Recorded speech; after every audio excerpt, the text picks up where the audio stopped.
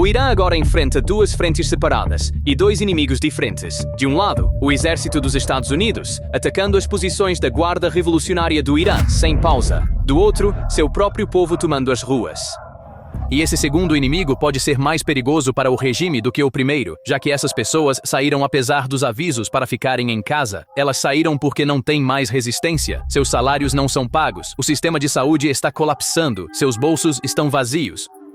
Em Tabriz, os trabalhadores de uma fábrica de máquinas abandonaram a linha de produção devido a salários não pagos há meses. Em Isfahan e Sanandaj, pensionistas das telecomunicações estão de volta às praças para exigir os direitos que lhes foram retirados. Nos hospitais, enfermeiras levantam cartazes sobre seus próprios salários não pagos. E talvez o mais impressionante de tudo, do lado de fora das prisões, os parentes dos detidos têm ficado no frio por dias, apesar do medo, para exigir a libertação de seus entes queridos. Os protestos, assim como as ondas no final de 2025 e em janeiro de 2026, irromperam primeiro em pequenos grupos em cidades dispersas e continuam crescendo. Ao mesmo tempo, o presidente dos Estados Unidos, Trump, enviou uma carta formal ao Congresso notificando que as operações militares no Irã foram retomadas. O regime, no exato momento em que mais precisa de seu instrumento de repressão, tem esse instrumento amarrado pela guerra lá fora. Neste vídeo, vamos mostrar um por um porque a revolta nas ruas é diferente desta vez, o dilema em que a Guarda Revolucionária caiu, quais artérias o aperto dos Estados Unidos está atingindo e como tudo isso está aproximando o regime iraniano de uma ruptura genuína. Mas primeiro, um pequeno favor. Análises independentes de guerra e geoestratégia como esta têm sido suprimidas pelo algoritmo ultimamente, e o vídeo não está alcançando muitas das pessoas que estariam interessadas. Inscrever-se, curtir o vídeo e deixar até mesmo uma única palavra nos comentários nos ajuda diretamente a romper essa supressão. Isso leva apenas alguns segundos. Agora, vamos começar. Para entender este quadro, você precisa ver por que o regime está tão encurralado. Desde que a liderança iraniana, pela primeira vez em sua vida, tem que manter duas frentes ao mesmo tempo. Na frente externa, os militares dos Estados Unidos têm, há meses, atacado os alvos da Guarda Revolucionária. Um bloqueio naval está sufocando os portos do país e as exportações de petróleo. Uma disputa pelo controle do Estreito de Hormuz continua. Na frente interna, milhões esmagados pelo colapso econômico estão nas ruas, e as duas frentes se alimentam mutuamente. A guerra devora toda a atenção e recursos do regime, então não sobra nem tempo nem dinheiro para consertar a economia em colapso no país. O ponto mais crítico é exatamente este. Os dois frontes não apenas dividem a atenção, eles se alimentam fisicamente. À medida que o bloqueio dos Estados Unidos sufoca as exportações de petróleo, a maior fonte de receita do regime seca. Quando essa receita seca, não há dinheiro para pagar o trabalhador, o pensionista, a enfermeira. E quando os salários não são pagos, as ruas se enchem. Então, a mão de fora amplia diretamente a revolta interna, e esse ciclo acelera um pouco mais a cada dia. E o verdadeiro dilema do regime é este: a força que precisa para fechar uma frente é retirada pela outra. O aparato que usaria para esmagar as ruas está sendo mantido em reserva contra a ameaça dos Estados Unidos do lado de fora. Esse dilema, que veremos ao longo deste vídeo, está no cerne de toda a história. O mais impressionante sobre essa revolta é quem a está conduzindo. Esta não é a revolta de um grupo marginal. É a revolta da espinha dorsal trabalhadora do país. Os trabalhadores da Tabriz Machine Manufacturing Company entraram em greve porque não recebiam salários há meses. Suas exigências não são elaboradas. Paguem nossos direitos agora e acabem com essa política de adiamento. Nos mesmos dias, cenas semelhantes ocorreram em todo o país. Em Kermanshah, um grupo afiliado à Força Aérea do Exército ficou em frente ao prédio do governador devido a projetos habitacionais atrasados há anos. Em Isfahan e Sanandaj, pensionistas das telecomunicações encheram as praças contra um Estado que nem sequer aplica suas próprias leis. E a admissão mais impressionante de quão longe essas greves se espalharam veio da própria mídia do regime. Esta onda também tem um respaldo histórico. O Irã viveu o mesmo tipo de onda de greves não há muito tempo. Em 2025, uma greve de caminhoneiros se espalhou por mais de 150 cidades em todo o país, causando sérias interrupções nas cadeias de suprimentos. E o lugar onde a greve começou é simbólico, a cidade portuária do sul, Bandar Abbas. Voltaremos a essa mesma cidade em breve. Quando setores tão diferentes, de operários de fábrica a pensionistas, de enfermeiros a funcionários de telecomunicações, vão às ruas na mesma semana, isso já não é mais uma queixa isolada, é uma raiva compartilhada. E essa raiva, como nas ondas do final de 2025 e janeiro de 2026, está rapidamente se transformando de uma demanda econômica em uma revolta política. A cena mais chocante dessa revolta veio dos hospitais. Em Shiraz, em Yazd e em outras cidades, enfermeiros e médicos começaram a protestar dentro dos hospitais onde trabalham. É um ato incomumente arriscado. Eles podem ser facilmente identificados, mas para os trabalhadores da saúde sem pagamento há meses não parece haver outro caminho. Esta revolta tem outra frente que não é visível nas praças, mas não é menos poderosa: os portões das prisões. Segundo fontes da oposição e de direitos humanos, em meados de julho, detidos em dezenas de prisões iranianas, de Evin a Gezel Hessar, de Tabriz a Urmia e Sanandaj, iniciaram uma greve de fome simultânea. Em uma única unidade de Gezel Hessar, mais de 1.000 detentos exigiram seus direitos através de um protesto e greve de fome que durou dias. E do lado de fora, os parentes desses detentos não os deixaram sozinhos. Centenas de famílias se reuniram por dias no portão da prisão, exigindo a libertação de seus entes queridos.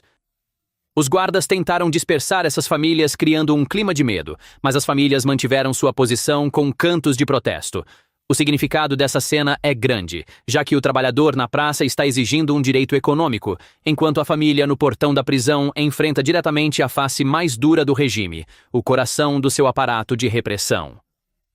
E essas duas raivas fluem ao mesmo tempo, uma da fábrica, uma do hospital, uma de antes das grades. Além disso, uma parte significativa dos detidos nessas prisões são pessoas presas durante os protestos do final de 2025 e janeiro de 2026.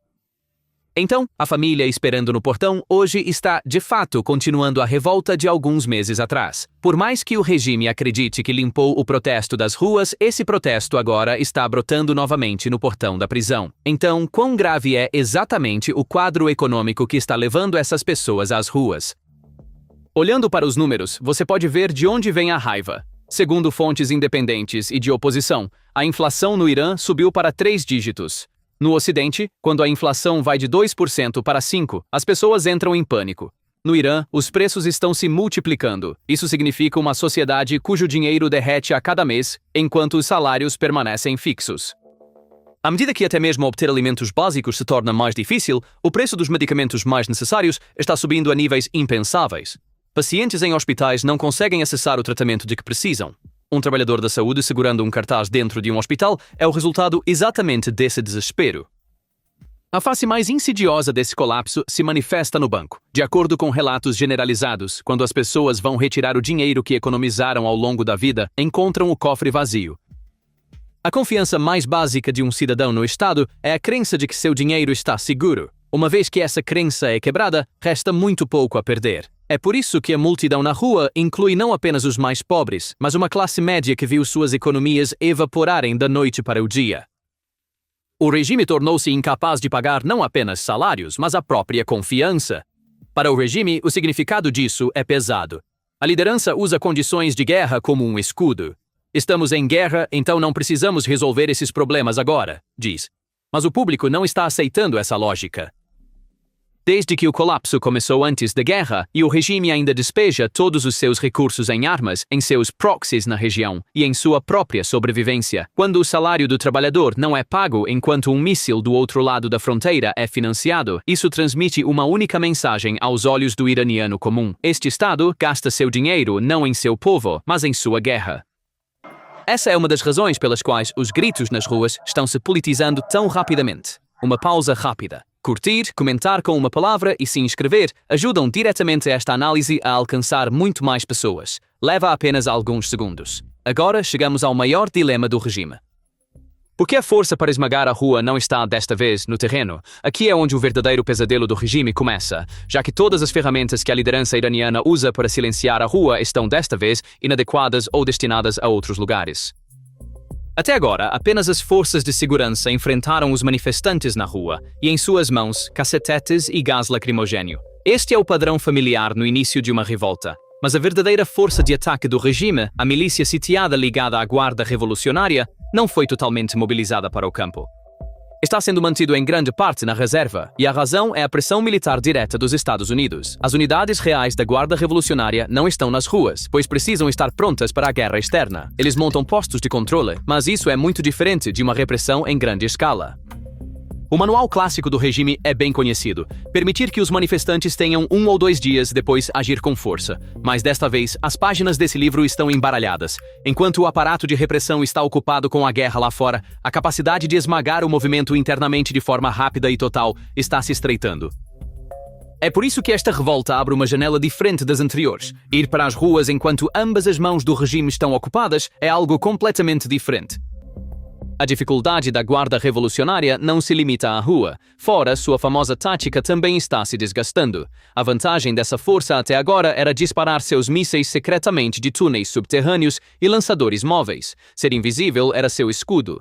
Mas agora, ao ser forçada a disparar de posições abertas contra navios e navios de guerra dos Estados Unidos, ela se torna um alvo. Uma guarda revolucionária visível significa uma guarda revolucionária vulnerável. Assim, não pode reprimir em casa, nem se esconder no exterior. O que torna este aperto em 2 frentes verdadeiramente letal é que o regime não pode agir como um bloco único. Desde apenas alguns meses atrás, nos dias em que o bloqueio começou a surtir efeito, as alas políticas e militares do regime se voltaram abertamente umas contra as outras. Em abril de 2026, as informações que vazavam de Teherã eram impressionantes. De acordo com a reportagem da Iran International, o presidente Masoud Pezeshkian e o presidente do parlamento Mohammad Bagher Ghalibaf, em uma aliança rara, exigiram a demissão do ministro das Relações Exteriores Abbas Araghchi. A acusação era grave. Araghchi havia marginalizado o presidente e, nas negociações críticas com os Estados Unidos, agiu diretamente sob as instruções do comandante da Guarda Revolucionária, Ahmad Vahidi. Por 2 semanas, ele operou sob essas diretrizes sem informar o presidente. Aos olhos do governo eleito, isso foi uma traição aberta. E isso não era uma simples disputa de gabinete. Era a última resistência da administração civil contra uma tomada militar. Havia um fato sobre o qual os próprios negociadores dos Estados Unidos reclamaram. Tudo o que era acordado com Araghchi na mesa era então rejeitado por Vahidi. Assim, o homem que conduzia as negociações não tinha autoridade sobre as próprias armas que o acordo pretendia limitar, e o homem que detinha essas armas nunca se sentou à mesa. Isso não era uma briga de facções pessoais, mas a estrutura dual do regime surgindo de forma crua. O vencedor dessa divisão também ficou claro: a ala militar. Hoje fala-se de Vahidi como a figura mais poderosa, aquele que praticamente governa o país. Tanto que ele repetidamente bloqueou as tentativas do presidente Pezeshkian de nomear seu próprio ministro da inteligência. Cada candidato que ele propôs foi rejeitado. O princípio que Vahidi declarou abertamente foi este: em tempos de guerra, todas as posições de liderança críticas e sensíveis devem ser determinadas diretamente pela Guarda Revolucionária. O parlamento também se dividiu. Contra mais de 260 membros que apoiaram a equipe de negociação, uma ala linha dura se recusou a assinar, tornando impossível para o regime falar com uma só voz. E é essa imagem que torna a revolta nas ruas muito mais perigosa hoje. Aos olhos do público, o governo eleito é responsável pela economia em colapso e pelos salários não pagos. Mas esse governo agora não detém nem autoridade real nem recursos. A ala militar tomou ambos. Então, quando o trabalhador sai para protestar contra o governo, ele está, na verdade, protestando contra uma casca que já foi esvaziada. Aquele que toma a decisão e aquele que paga a conta se separaram, e quando responsabilidade e autoridade se separam tanto em um regime, esse regime se torna incapaz de gerenciar uma crise. Meses se passaram. A pressão externa multiplicou-se. A imagem do regime no fronte externo está pelo menos tão encurralada quanto no interno, e os Estados Unidos, desta vez, estão atingindo diretamente as artérias mais críticas do Irã. O exemplo mais claro é Bandar Abbas. Enquanto as Forças Armadas dos Estados Unidos atacaram os sistemas de defesa costeira do Irã, os depósitos de mísseis de cruzeiro e os locais de lançamento também atingiram uma instalação de manutenção de submarinos e navios na base naval de Bandar Abbas. Mas a importância de Bandar Abbas não é apenas militar, é também o maior porto comercial do Irã, uma parte muito significativa do comércio do país. Seus estaleiros, seus terminais de carga e sua logística costeira passam por este único ponto. Então, quando os Estados Unidos atacam aqui, atingem uma base militar e a principal artéria econômica do país de uma só vez. E lembre-se, aquela grande greve dos caminhoneiros de 2025 começou bem aqui em Bandar Abbas. A mesma cidade é o coração econômico do regime, seu alvo militar e a faísca da revolta. O peso deste bloqueio é concreto também. Segundo os Estados Unidos, o bloqueio naval está custando ao Irã aproximadamente 500 milhões de dólares por dia, e a importância do Estreito de Hormuz não é exagerada. Antes da guerra, cerca de 1/4 do petróleo transportado por via marítima no mundo e 1/5 do gás natural passavam por esta estreita passagem. À medida que essa artéria se entope, os preços globais de energia disparam. Nos dias em que a operação foi retomada, o petróleo saltou mais de 9% em um único movimento. Mas o que está realmente sendo sufocado é a própria tábua de salvação do Irã, as exportações de petróleo, a principal fonte com a qual o regime financia tanto sua guerra quanto seu Estado. À medida que o bloqueio sufoca essa fonte, o pavio da crise salarial que descrevemos acima é aceso diretamente. Trump, por sua vez, chegou a dizer sobre Hormuz: seremos o guardião do estreito, exigindo uma parte de cada carga que passa. O Irã anunciou que, em resposta aos ataques dos Estados Unidos, mirou bases americanas na região, aquelas na Jordânia, Bahrein e Kuwait, com mísseis e drones. A trégua entre os Houthis e a Arábia Saudita também se rompeu efetivamente. E a pressão não é apenas militar. Em 13 de julho de 2026, o Reino Unido designou formalmente a Guarda Revolucionária como uma organização terrorista sob sua nova Lei de Segurança Nacional. Apoiar a organização agora pode resultar em até 14 anos de prisão na Grã-Bretanha. A União Europeia está à beira de um passo semelhante. Assim, a Guarda Revolucionária está sendo atingida no campo e, ao mesmo tempo, ficando mais isolada internacionalmente. Então, como a Guarda Revolucionária responde a essa pressão? Sua ameaça clássica é bem conhecida. Vamos fechar o estreito, vamos incendiar toda a região. Mas desta vez, essa ameaça encontrou um muro muito duro. Quando o bloqueio entrou em vigor, os Estados Unidos concentraram uma força naval esmagadora ao redor das costas do Irã, múltiplos grupos de porta-aviões ao mesmo tempo, mais de 200 caças avançados, dezenas de milhares de pessoal. Um anel estratégico de aço foi construído ao redor de Teherã, e a peça mais crítica desse anel era a parte invisível, a guerra eletrônica. Segundo relatos, as aeronaves de ataque eletrônico dos Estados Unidos cegam os radares de defesa aérea do Irã, o Bavar 373, o S-300, e um radar cego significa uma bateria que não pode disparar. A imagem no campo mostra a mesma assimetria. Fuzileiros navais dos Estados Unidos embarcam e inspecionam os navios de carga que tentam furar o bloqueio. Dezenas de embarcações foram paradas. Sob a superfície, os submarinos silenciosos da América efetivamente prenderam os submarinos do Irã em seus portos. Nessas condições, a tentativa da Guarda Revolucionária de romper o bloqueio pela força não é uma luta que possa vencer. Isso significa destruir sua última infraestrutura naval em poucos dias. E aqui reside uma amarga ironia.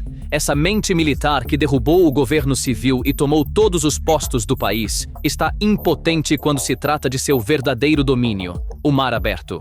Pode tomar os ministérios, mas não pode romper o bloqueio. Uma estrutura que usa seu poder ao máximo em casa colidiu com uma parede no exterior. O resultado mais destrutivo desse vício, no entanto, está além das fronteiras. A receita do petróleo que o bloqueio interrompe está secando não apenas o Estado, mas também a rede de procuradores que o Irã financiou por décadas. Agora, a Guarda Revolucionária tem que dividir seus recursos cada vez menores em 3 partes: esmagar a revolta em casa, enfrentar os Estados Unidos no exterior e financiar seus proxies na região. Não tem dinheiro para gerir os 3 ao mesmo tempo. A dissuasão regional que Teherã construiu ao longo de décadas está derretendo rapidamente sob exatamente essa carga tripla. O regime não pode segurar o interior de sua casa, a frente de sua porta e o lado distante de suas fronteiras, tudo ao mesmo tempo. Agora, vamos juntar todas essas peças e ver por que isso é tão perigoso para o regime. E um bom lugar para começar é a própria cidade onde a greve irrompeu, Tabriz. Tabriz não é uma cidade industrial comum. É um dos maiores centros de máquinas e indústria pesada do país. Também é, na história iraniana, o lugar onde a primeira faísca de muitos movimentos nacionais foi acesa. Ser uma região fronteiriça torna-a especialmente sensível para o regime e a Guarda Revolucionária. É por isso que uma greve de fábrica em Tabriz não é apenas uma questão de salários não pagos. Significa o início de um movimento operário no coração industrial, que historicamente tem o potencial de se espalhar por todo o país. O regime sabe bem disso e teme que uma greve de trabalhadores se transforme em uma onda política ainda mais do que teme a guerra dos Estados Unidos fora.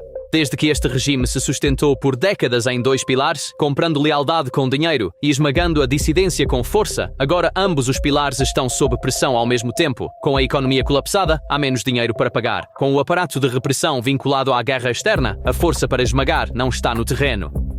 Além disso, este regime também perdeu a figura espiritual que esteve no seu auge por décadas. O Ayatollah Khamenei perdeu a vida durante a guerra. Nenhum nome carismático surgiu para preencher esse vazio. A Guarda Revolucionária assumiu o poder na prática.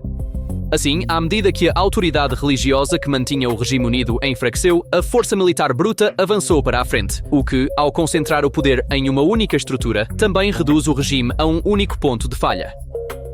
E o verdadeiro perigo das greves está aqui. Uma greve de trabalhadores não apenas interrompe a produção. Se espalhar para artérias como o porto, transporte e energia, paralisa toda a circulação econômica do país. Assim como a greve dos caminhoneiros de 2025 abalou a cadeia de suprimentos, uma onda de greves que se espalha hoje da fábrica ao hospital, do porto às telecomunicações, poderia produzir o mesmo resultado. E quando um regime não pode nem pagar seus trabalhadores com o dinheiro no bolso, nem esmagar suas ruas com a força em suas mãos, nem evitar ser encurralado no exterior pelos Estados Unidos, o chão sob esse regime começa a deslizar. Então é isso que nos resta. Pela primeira vez na sua história, o regime iraniano tem que manter dois frontes ao mesmo tempo. No exterior, os Estados Unidos atacam a Guarda Revolucionária no campo, de Bandar Abbas às defesas costeiras, e a encurralam internacionalmente. Dentro, o trabalhador, o aposentado e o profissional de saúde, que o regime não pode pagar, estão na rua. Famílias esperam no portão da prisão, a greve cresce no coração industrial de Tabriz. E o maior dilema do regime está onde esses dois se encontram. A força para silenciar a rua é retirada pela guerra lá fora. Isso não significa que o regime cairá amanhã. Mas quando um governo se mostra inadequado, tanto com o dinheiro no bolso quanto com o cacetete na mão, o chão sob ele começa a deslizar. E a rua iraniana, na fábrica, no hospital, na cidade portuária e no portão da prisão, já começou a sentir esse chão deslizar. Então, o que você acha? Esta onda de greves e protestos no Irã, junto com a pressão dos Estados Unidos do lado de fora, está arrastando o regime para uma ruptura genuína? Ou o regime conseguirá manter ambos os frontes por mais tempo? Compartilhe seus pensamentos nos comentários. Para ficar informado sobre análises da PPR Global como esta, por favor, inscreva-se no nosso canal e ative as notificações. Obrigado por nos escolher. Obrigado por nos escolher. Obrigado por nos escolher.